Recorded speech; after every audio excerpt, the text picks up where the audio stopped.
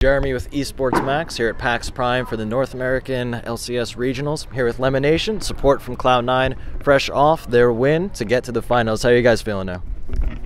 We're feeling very good. The 3-0 is basically as well as it could have went. We're going to Worlds now. Basically everything went perfectly. So. Right. All right. So let me ask you. I mean, Curse seemed really strong recently. They took down CLG. They looked incredibly strong at that point.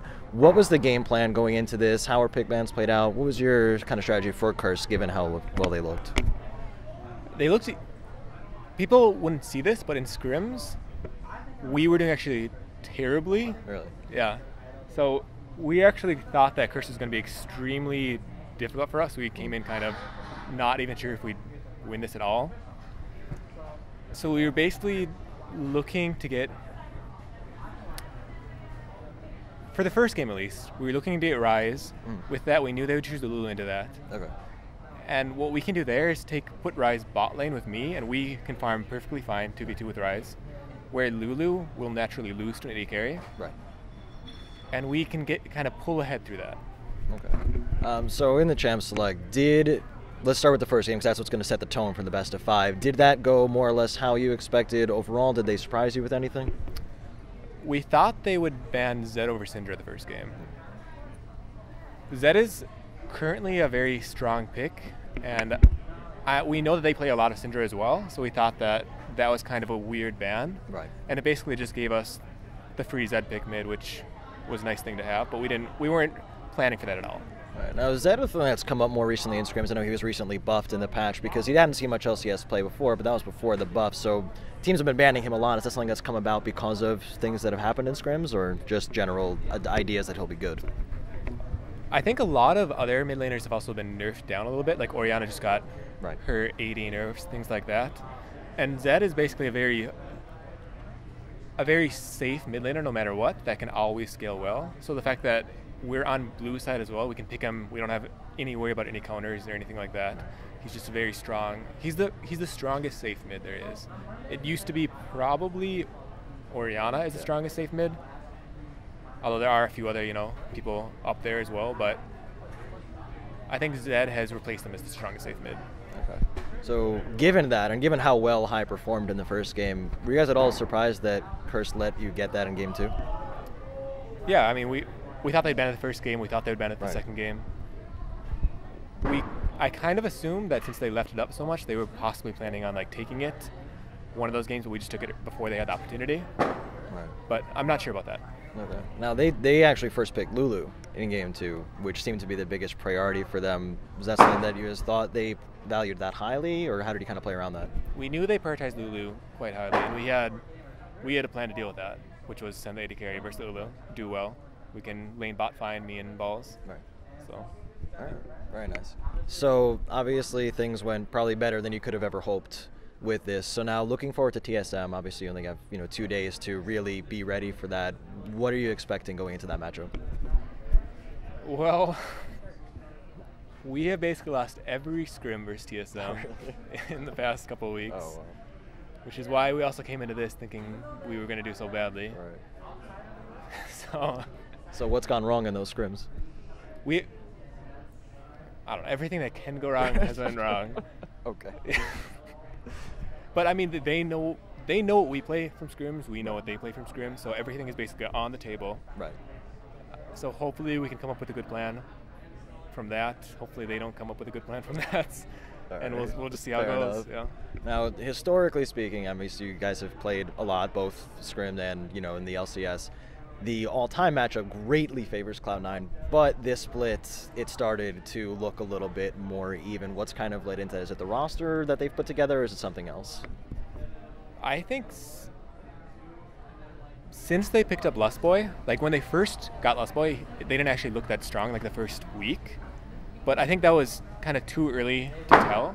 And since then, they've kind of got the synergy together, kind of came together. Bjergsen has kind of picked up his game a lot.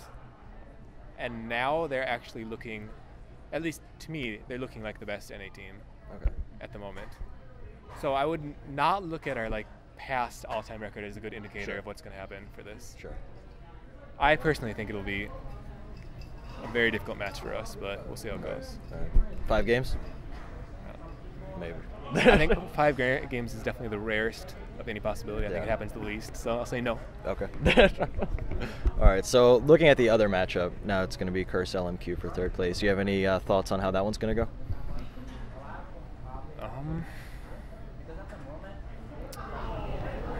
I mean, based on how LMQ played versus TSM and Curse played versus us, it seems like LMQ will actually win it, but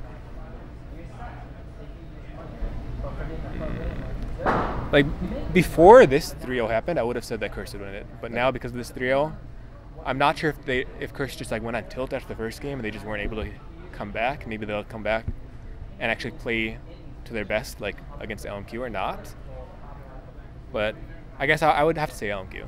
It just seems more likely based on the results. Right. So speaking of Curse, we talked about how good they looked against CLG and how obviously bad they looked today, and how good you guys looked. But what do you think led to that? Was it just a poor pick ban phase that was their downfall, or did they play differently in game? What caused that?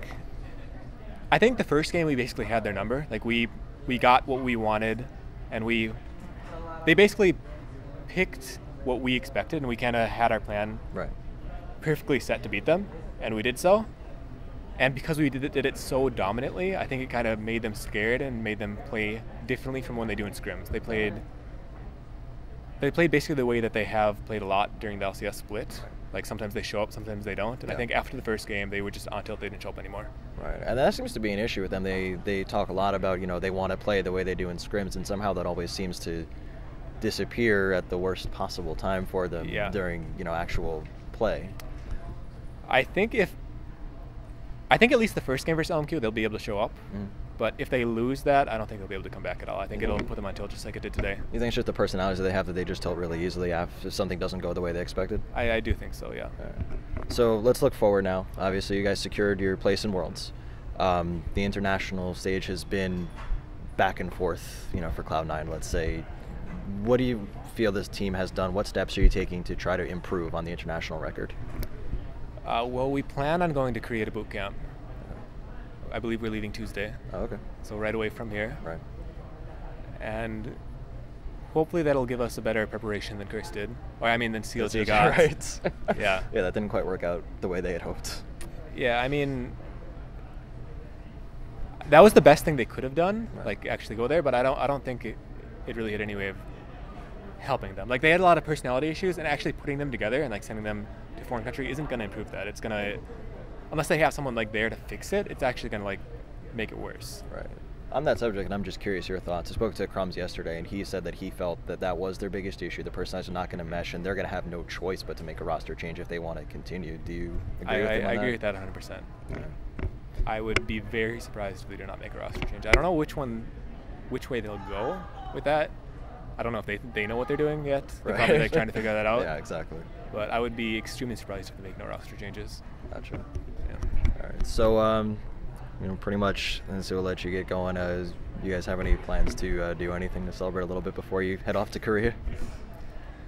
Well, we still have the finals in 2 days, so we can't really celebrate too hard. Well, Worlds, Just thought. Something to consider. All right, so let's say things go well. If we win, then I'm sure we'll be able to celebrate after that happens. Gotta relax a little bit. Yeah. All right. So very good. So you have it, guys. Cloud9's looking forward to Worlds, but it's not taking TSM for granted. Looking forward to a good series. Lemon, before I let you go, any shout-outs, anything you want to say? I want to shout out to all my sponsors, Lowell Glass, Alienware, Logitech, the Air Force. You forgetting anybody? Yeah, look around. Logitech, Air Force Reserve, HyperX, the big one. Yeah. All right. And I think that's good. All right, very good. All right, well, I appreciate you taking the time. Yeah. Thanks very much, and good luck to Cloud9 in the finals. Thank you.